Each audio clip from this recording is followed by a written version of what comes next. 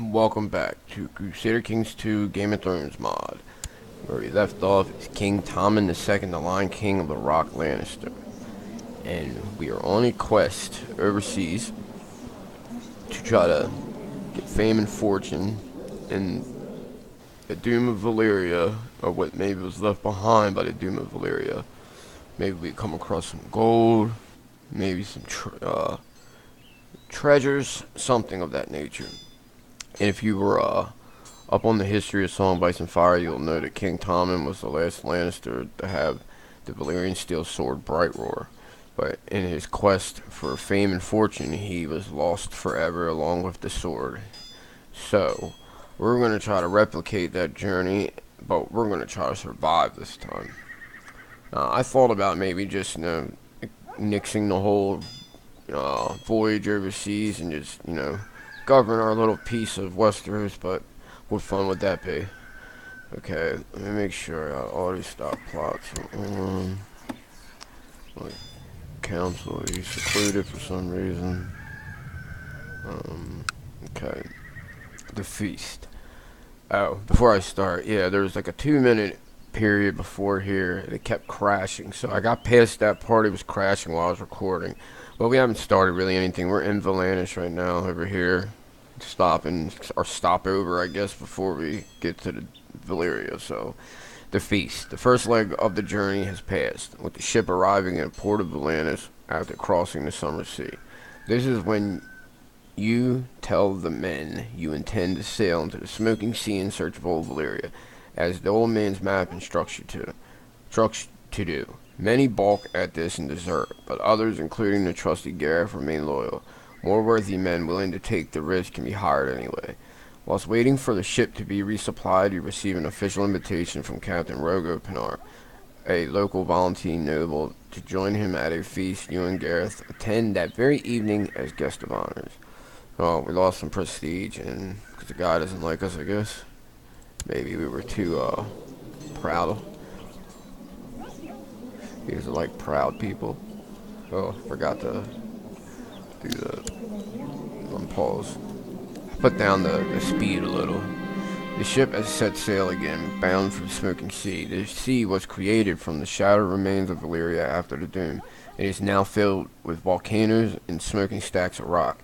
The men are apprehensive. Some say it boils in places and is haunted by demons. These myths are no danger, set course.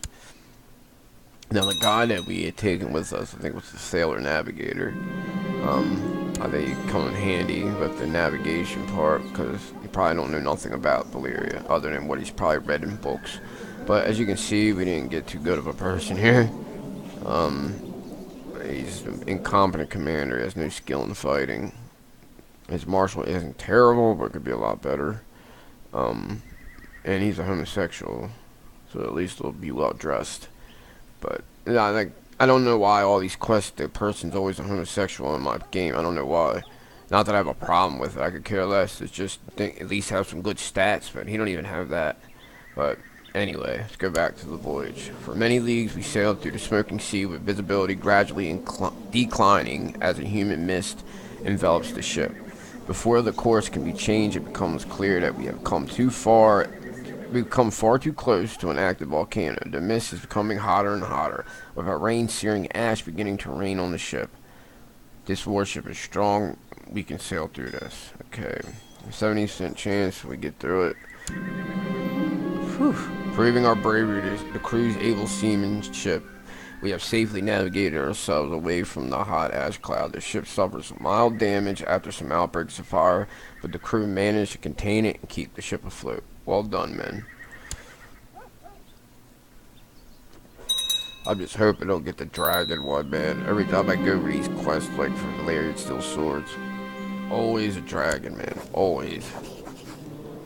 What's he want? Investigate King Tommen's legitimacy. What the hell is wrong with you?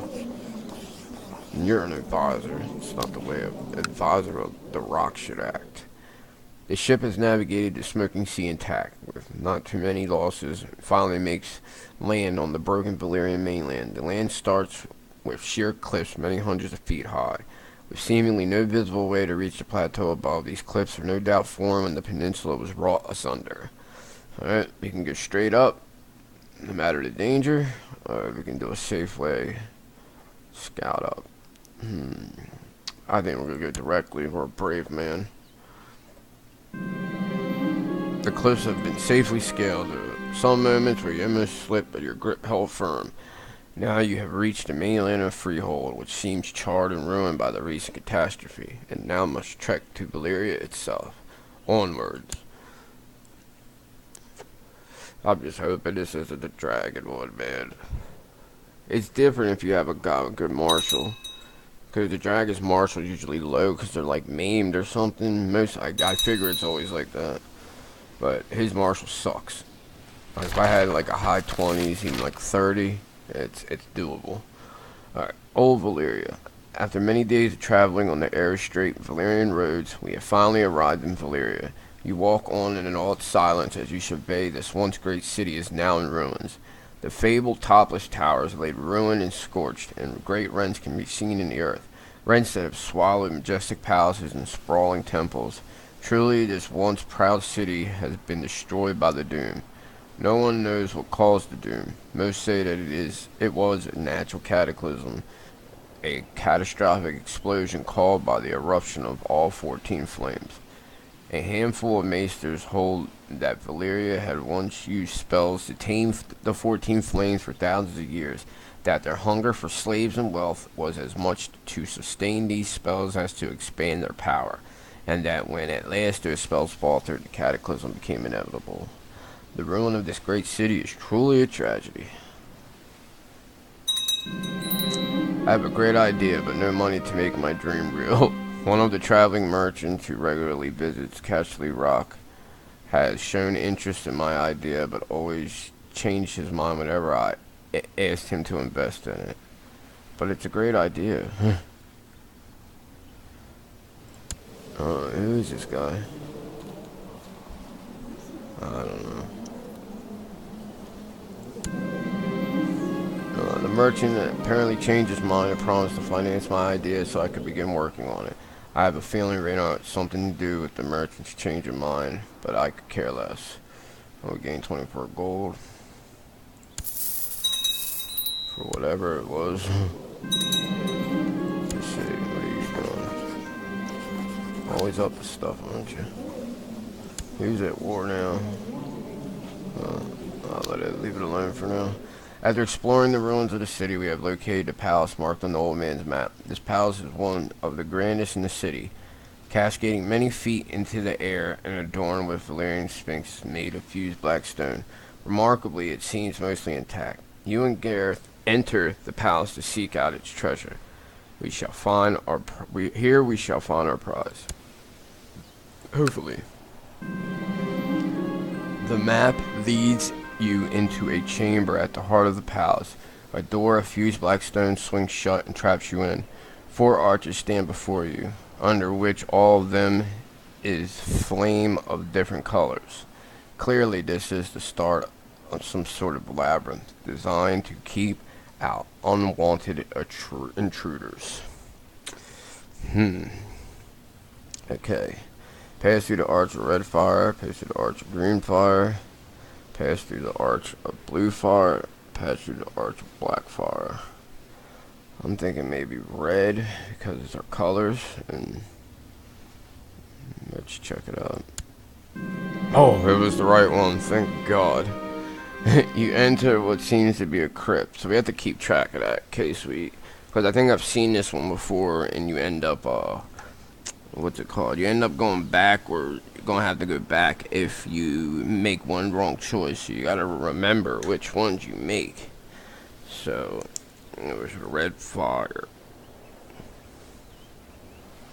Okay, you enter what seems to be a crypt. In the middle of this circular room is a grand tomb adorned with the likeness of a long-dead Valyrian dragon lord, surrounded by dragons of black stone. Arrayed around this central tomb are 4 other tombs with statues above them, each with staircases leading beneath them. Take the staircase beneath the beautiful woman, the young warrior, the little girl, or the old man. I'm thinking maybe we'll pick the old man, because the old man's going to give us the map. Or the warrior. Oh man, I hate these. The hell is it? Oh my god, got both right. I don't think I've ever did this and gotten the first two right. So that was the old man. I gotta keep track of. Okay. After walking through many winding corridors, you enter a chamber lit by dim torches. The ceiling is a large dome adorned with a map of the freehold at its height.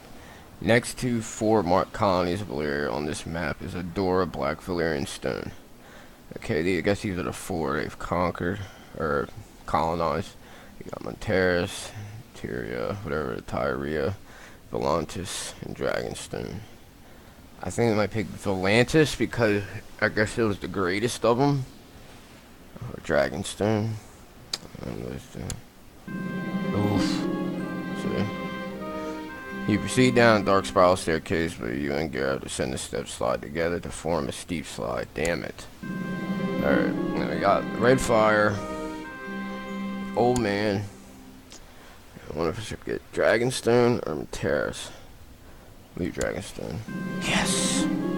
See, I was gonna pick Dragonstone at first, but I figured that Volantis being a grander colony that turned out to be a grander city, but who knows, I guess I was wrong in that rationalization. You reach what be an inner courtyard of the palace. Here is where must have been once a beautiful garden, for there are charred remnants of many trees. There are no obvious exits, although at each corner are dragon skulls. Each has a depiction of a dragon above it, and each must have been bigger than even Valyrian the Black Dread. All the skulls have their jaw wide open. Okay, black dragon, golden dragon, red dragon, silver dragon. Now, I would think maybe black dragon? This is tough. Black dragon or red dragon, maybe even golden dragon because we're gold. Would be black. Damn it. Alright. Red Fire, Old Man, and Dragonstone. Alright, we went with Black Dragon. So maybe the red, golden. Let's try golden. Damn it. Alright. Red Fire, Old Man, Dragonstone. We did the gold and the black. Let's try red. Yes! So it was the red dragon. And let's see, so we got, what is this one? After, what does it have? Blindly groping through the darkness, you eventually reach what must be a throne room. The throne is charred and twisted metal. The drapes and windows long rotted and smashed. Behind the throne are four doors, above which are murals of peoples defeated and slaved by the freehold. So, I think the Giscari were the first that they defeated. So maybe we'll go with that. Let's try it. Yes! We did it. Alright. There's so many things. How many more of these are there? Through more twisted passageways you go until you reach the last room. Here is one black stone wall before which is a large bottle of mysterious blue liquid. Oh, shave the evening.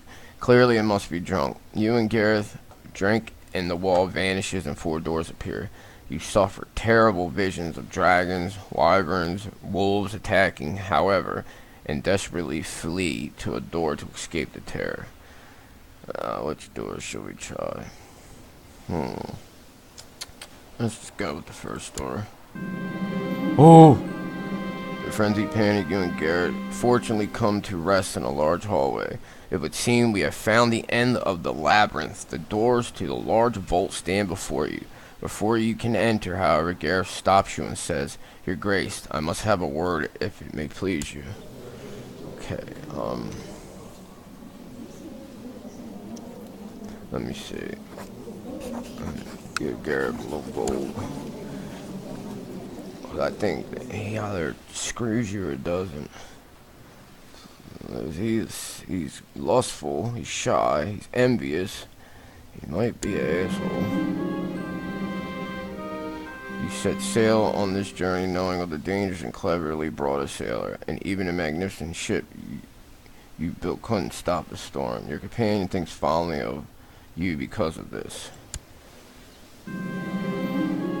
Gareth kneels before you and swears his eternal loyalty to you and House Lannister. You then bid him rise, so you can enter the vault together. Alright. Come, my friend, let's take this treasure. So you and Gareth become friends. The vault. You and Gareth proceed into the vault, moving aside the heavy door made of fused black stone. Inside you see a wondrous sight. Vast piles of gold, silver, and other treasures lie before you, and mounted above it all is a magnificent set. Oh! Valyrian steel armor! Wow, I did not think that was going to be one of the treasures. Yes! Wow, I've only seen it with Euron on the Feast for Crows bookmark. Never seen any other person have it or the quest. I can't believe that's what's in here. It is scale armor made smoky black steel edged in red gold and covered in Valyrian runes and glyphs. Such armor would be worth a kingdom's fortune. It is now time to head home with this new Lannister heirloom. And it's even in our colors, red gold. Our quest has been fruitful. So we get 250 gold, some Valyrian steel armor, and our quest ends. Whew, man, that was freaking... It gives you a lot of anxiety, boy. Alright. Now, I think we're gonna, let's see what's going on here. I guess we'll go back to the rock. Alright, your grace, for some time now I have been an employee of Lord Lorien II, but now I seek better station. I humbly request to join you in Casterly Rock, so that I may serve you. All I ask is for, in return, you small compass. Let's see, how good is our Septon? Man, I hope this doesn't crash. He's not good at all. Probably be worth getting him. Let's see, I got the gold. But, let's see, yeah. How old is he? 29, yeah, I'll take you. Alright, let's see, what else we got here? I guess we gotta wait for him to come home. It's not quite home yet. Alright, let's see, but he has...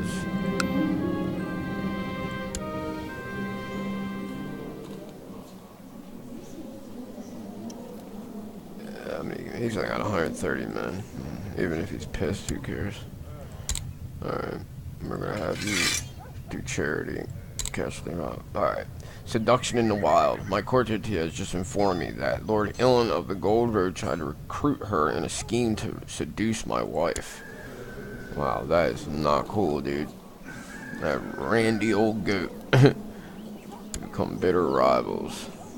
Hopefully die soon. He's got our amount of men. After a long journey to the ruined heart of Valyria, you have finally arrived home. While it is now apparent that the ravaged lands of the Freehold are truly uninhabitable, you have acquired much glory and wealth from your perilous voyage into the Doom. I am the greatest. So that's the prestige. I guess we came in negative with. We get it back. Alright, we lose trade quest overseas, and so does Gareth. I am the greatest. And now let's check this out. We got our Valyrian steel armor to go with our Valyrian steel sword. We still have our flagship. It came out pretty good in that quest. I was very surprised. They usually don't go that good. Alright. News from Dragonstone, your grace. A new dragon has entered the world. Elena Targaryen has apparently successfully hatched one and has named the he-dragon Grey Ghost. Ooh.